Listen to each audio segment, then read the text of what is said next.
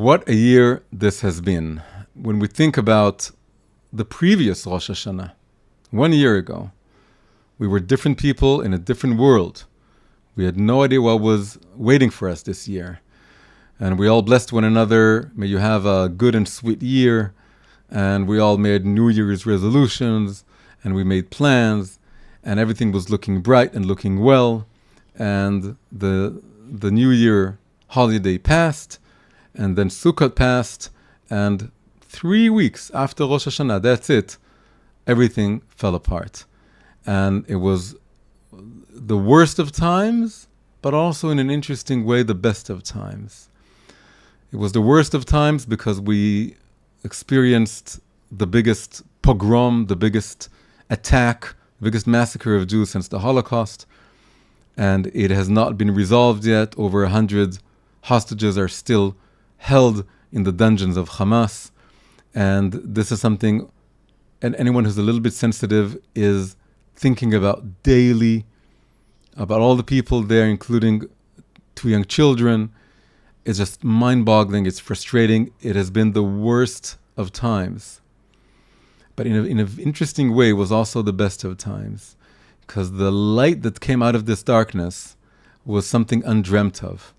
The level of unity, the level of solidarity, and also just the sheer awakening and the sheer sobering up of so many people as to what kind of age we live in, what kind of world we live in, what kind of neighbors we're surrounded by, who we're surrounded by, just how much Jews are accepted in the world and held to the same standards as other nations, and how much they're not held to the same standards.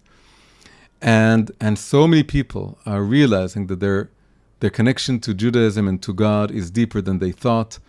And the level of solidarity, it's not perfect yet. There's still the infighting, there's still the groups, but there's no comparing this year and the previous year. Just as it was getting worse and worse in terms of the internal bickering and fighting and like the inner sort of cultural civil war between camps within Judaism, this has not totally dissipated, but become much, much weaker, and a new spirit is rising all over the world. And this has not just affected Jews. The world is becoming clearer in its goals and its aims. There's more clarity in the air, in the sense of who's against who. Someone likened this to a flare going up in the sky, and suddenly you can see where everyone is at and where they're positioned and which side they're taking. And all this brings to mind thinking about, a year ending and a year beginning. And a year beginning with optimism, changing to pessimism, and then a new kind of optimism rising from this pessimism. There's a light that goes, and then there's a new light that dawns. And we want to think a little bit about this whole journey as we're drawing towards the end of this year and thinking about the next year, which now at least we know that we can't expect, we don't know what to expect. Last year, we thought we knew what to expect, and it all went haywire. Now we know that we don't know what's going to happen, and the uncertainty is very manifest, very clear. Now, there's a Jewish blessing that we say at the end of every year, which is now has become charged with further meaning. And we say, teache shana vekileloteha, tachel shana uvirkoteha. May 1 year and its curses end, and a new year and its blessings begin. And there's a bit of a pun here in Hebrew, because the word for will end, tichle, and the word for will begin, tachel, are extremely similar. They sound very similar, but they're a little bit different. They use different letters. But it's like a little bit of a pun, like a little bit of a tiny poem. Tichle shana, may 1 year end alongside all of its curses, because we all know that bad things happen in the previous year. Every year, it's not just this year. Every year had its curses. And now we say, okay, now all these curses are ending. Let's put it behind us. And now let's focus on the good, focus on the blessings, on positive thinking. And may a new year with only blessings now would begin. So we want to really think deeply about this verse. And it's said in the Talmud in relation to the fact that just before the end of the year, just now we read Parashat Nitzavim, here we stand. And before that was Parashat Ki Tavo, which talks about coming into the land of Israel. And Ki Tavo is full of many, many curses. And the question is, why do we need to hear all these curses as the year is ending? And the answer given is, we need to be, as the year ends, we need to be reminded that, yes, bad things happen. God isn't some, friendly pet, who does whatever you want him to. And there's a harsh judgment aspect to the way he governs his world. And as the year draws to an end, you have to think about all the curses that you had, that you could have had and didn't have. You need to sum all this up just before the year ends, and then you move on to the next parasha, which is Nitzavim. Nitzavim is, but you still stand. The curse is past, but you're here. The Jewish people is still here. Yes, people died. Yes, soldiers are dying. But as a whole, as a nation, we're still standing. Maybe we're even standing taller and more powerfully than before. We stand, Nitzavim. And it comes after the curses. So we need to remember the curses as the year ends. Now let's move to a verse in Deuteronomy 11:12, which talks about a year ending, the year beginning, and then we'll tie it all together.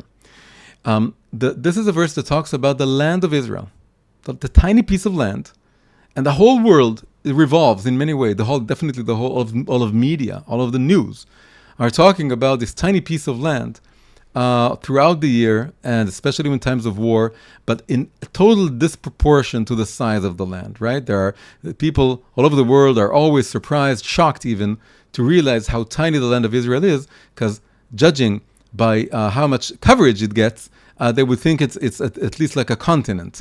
And if they realize it's the size of New Jersey, it's tiny. So the verse says that this is indeed a special land. And it says not just the media, but the eyes of your God are constantly focused on this land from the beginning of the year to the end of the year. Eretz asher Hashem Elokecha doresh ota tamid, a land that the Lord your God constantly looks after or pays attention to. Enei Hashem Elokecha ba, the eyes of the Lord your God are focused on this land, mireshit hashana, from the beginning of the year, ve'ad acharit hashana, to the end of the year. Now the Alter Rebbe, the Rebbe Shneur Zalman of Ladi, first Rebbe of Chabad, he asked two questions about this verse, because there are two weird things going on about this verse. And it was two questions, and he answered them in one answer. The first question is, and that's very obvious when you look at the verse in Hebrew, is that the word for beginning, right? The God's eyes are focused on this land from the beginning of the year to the end of the year. So the word beginning of the year, Reshit, there's one letter missing.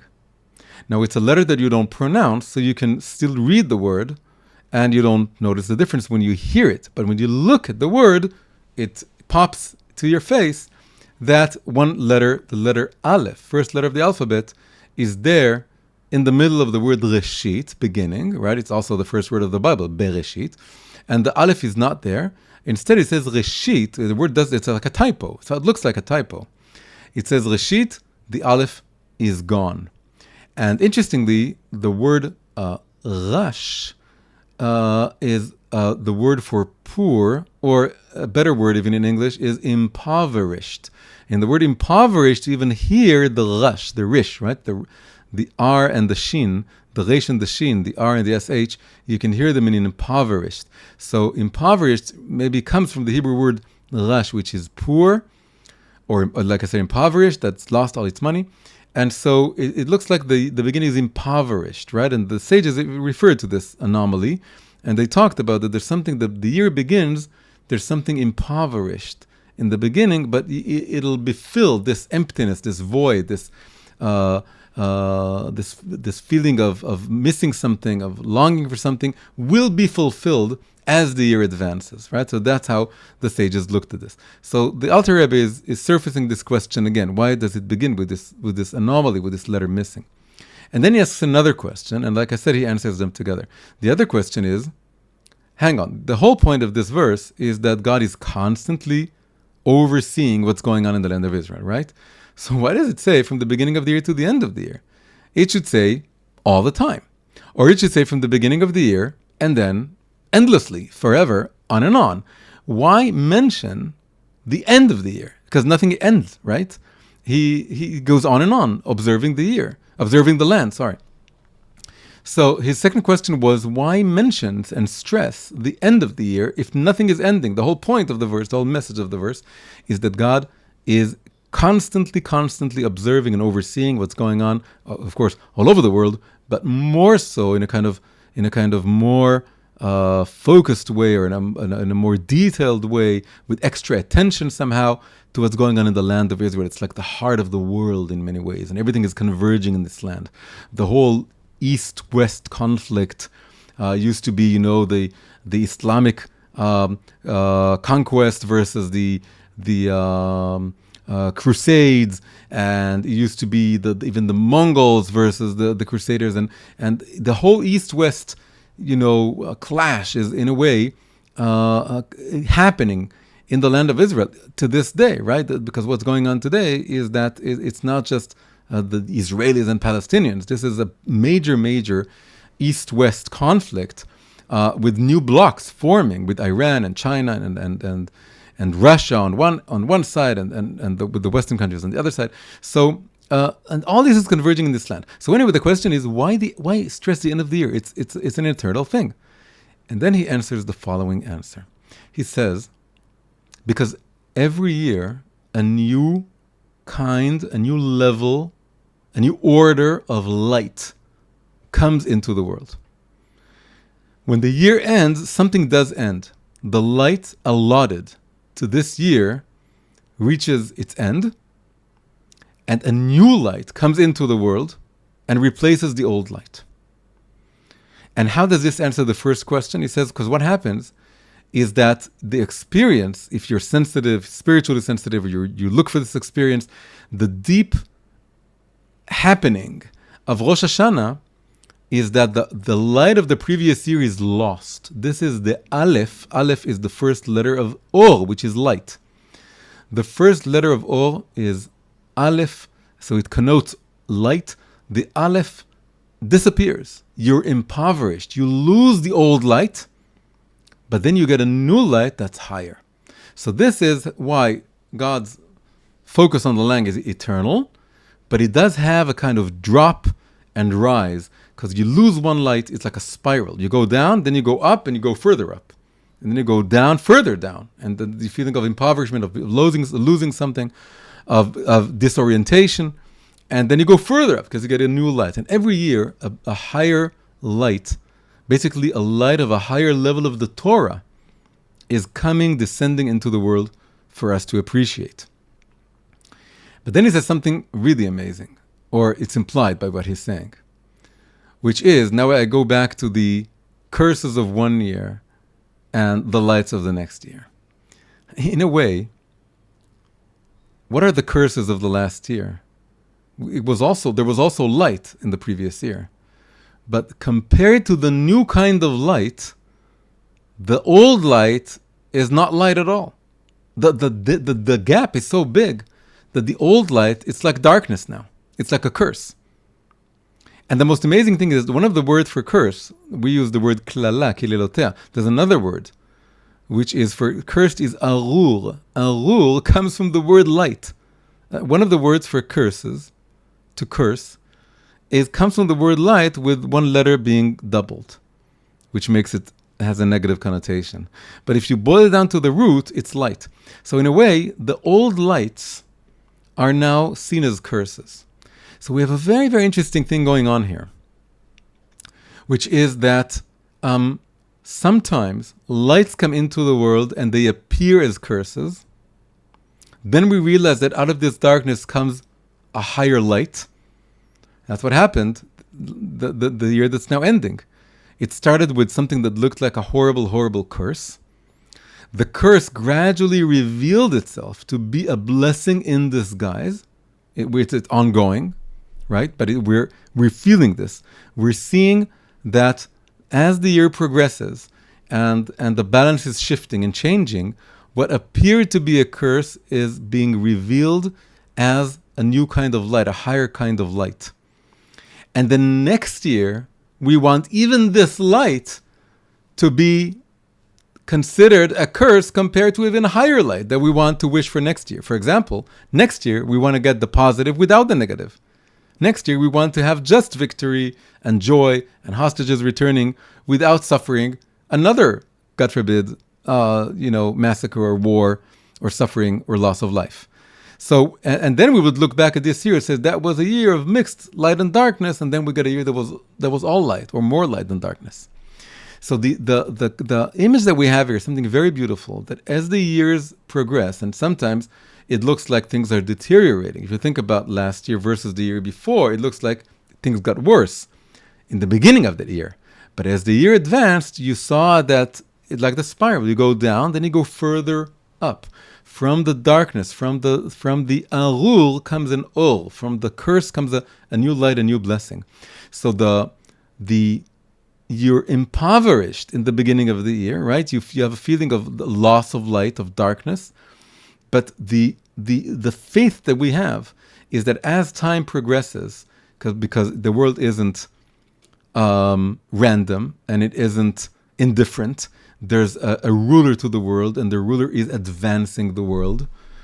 And there was the secular faith in progress, but that was humans progressing the world. But we have and that turns out to be not so true, because a lot of things that they considered progress were very bad things. But the belief that there is a master to the universe, that there is a governor to the universe, a ruler who guides everything, means that even when things are going down, it's descent for the sake of a greater ascent. So the arur, the curses, lead up to higher places. There's an amazing story, also by the Alter Rebbe, from the Alter Rebbe, that once he was in a state of meditation, and his soul went up to the higher world. The Hassidic rabbis would do this. And then he came back and he told his disciples, something incredible just happened in the upper realms, in the upper worlds.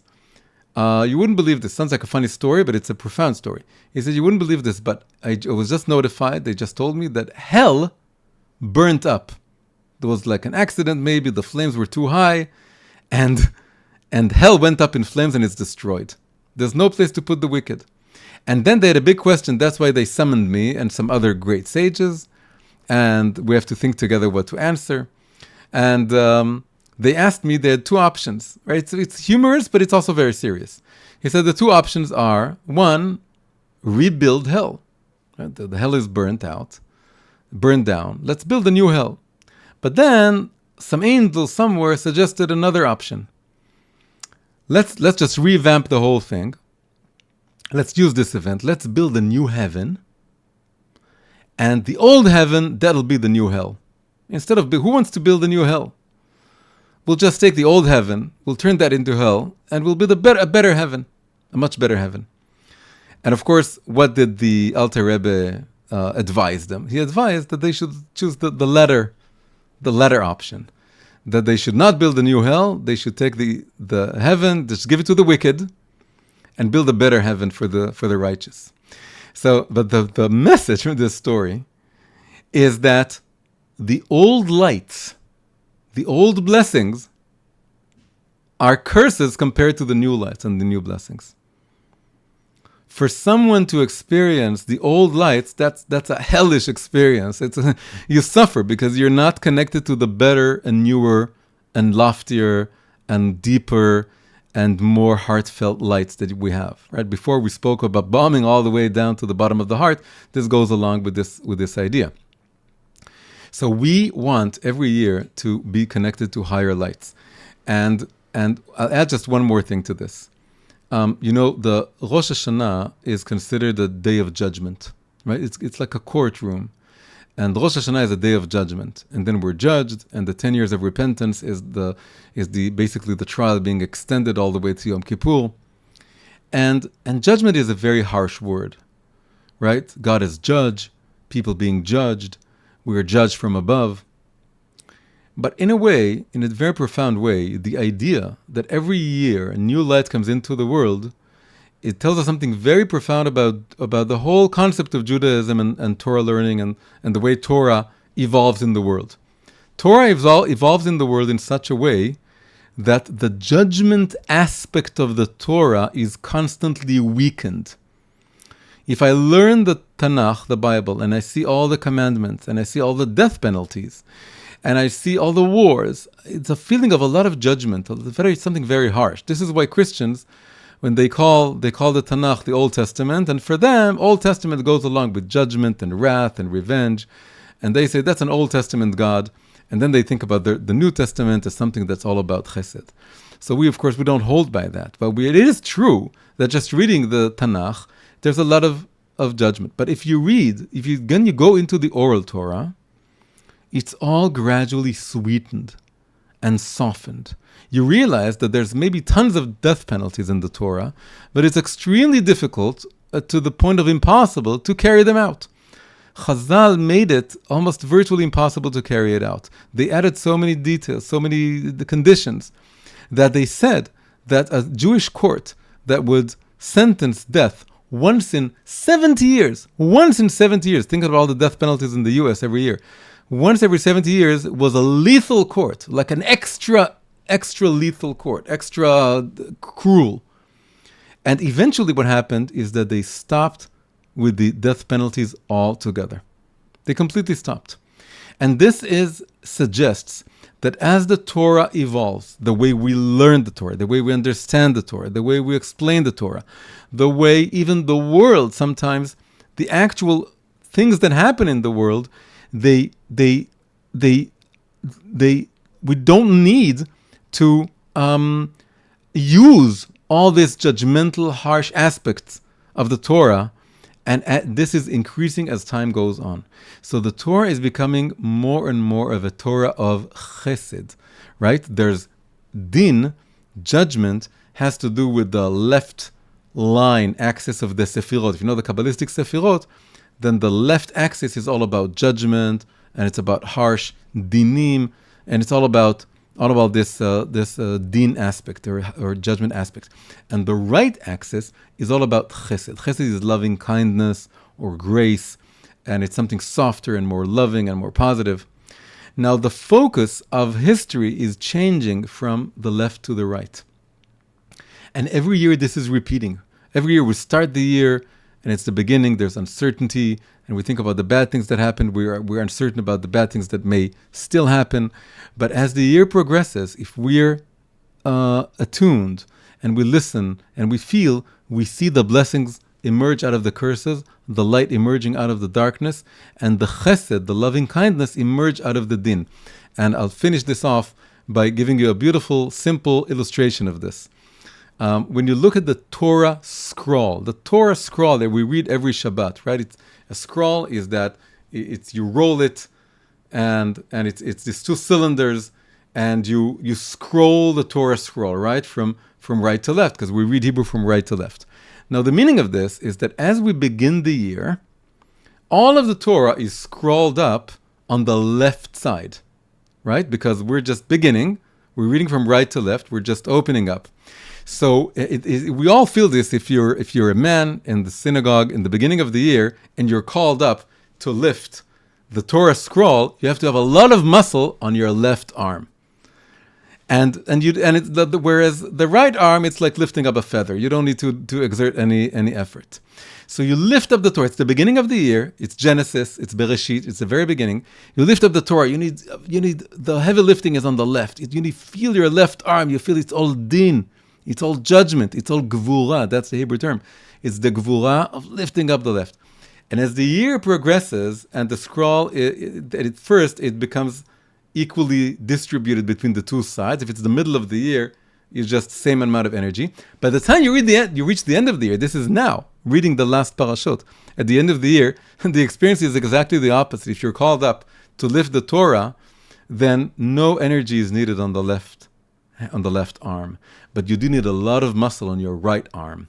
Why? Because the focus moved, the center of gravity moved from the left side to the right side, from gvura to chesed, from judgment to loving kindness. So the beautiful, amazing thing is that this little image, this little picture, is a metaphor for something that we want to experience every year. Every year we want to feel that all the judgments and all the negative aspects and all the wars and all the tragedies, that's part of the past. But as the world is advancing, even when the beginning of the year feels like there's a lot of judgment, a lot of left axis. You know, in English you have the word sinister, and sinister comes from the word left in Latin, right? And it's all left-sided. It all has to do with this judgment aspect. Don't worry. Learn more Torah. Let time pass, and the scroll will shift. The center of gravity will shift, and it'll all move towards the right. It'll move towards the axis of love, of kindness, of grace, and you'll feel this light pouring into the world, and all the curses will become blessings. So may we all, moving into this day of judgment, the end of the year, the beginning of the new year, focus on this idea that although it may not seem this way, although the world seems like a spiral, and sometimes it's spiraling out of control, and things are going down, and things are getting darker, the full story is that this descent is for the sake of a greater ascent, and this spiraling down leads to a further spiraling up, and from every darkness and every curse, a new blessing will emerge, and the world is moving towards a Torah that is all chesed. It's all love. It's all kindness, and it's gradually further and further coming down into the world. So may we all truly have Shana Tova U'Metuka, a sweet and good and happy and joyous year, and we shall all be signed and sealed for only blessings in this upcoming year. So Shana Tova, everyone. Hi everyone, if you enjoyed this episode, please press like, subscribe to the channel, and leave a comment. If you want more English language videos from me, please consider becoming a supporter via Patreon. You can find the link in the description below. Thank you very much, and see you in the next episode.